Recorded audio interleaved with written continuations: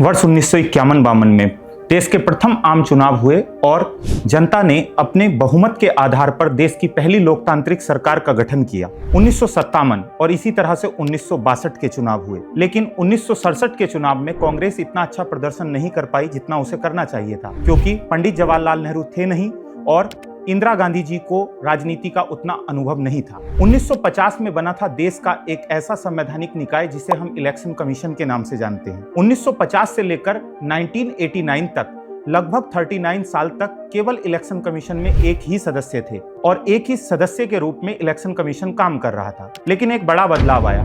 1989 में दौर शुरू हुआ राजनीति के अदला बदली का। बड़ी पार्टियां उभर कर सत्ता में पहुंचती हैं और बड़े स्तर पर नया वोट बैंक बनता है।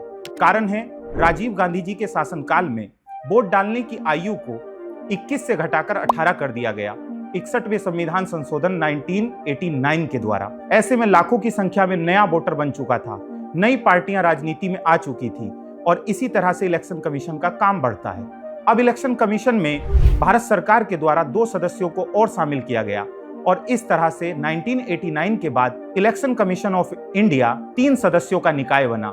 आज वर्तमान भारत में इलेक्शन कमीशन ऑफ इंडिया में 3 सदस्य होते हैं, जहां तीनों की पावर समान होती है, जिनमें एक को मुख्य चुनाव आयुक्त व 2 को अन्य चुनाव आयुक्त के रूप में जाना जाता है। लेकिन उनका वेतन समान होता है और शक्ति समान होती है, लेकिन एक को मुख्य भूमिका के रूप में देखा जाता है। इसी तरह की जानकारी के लिए जुड़ें केडी लाइव के साथ। जय हिंद।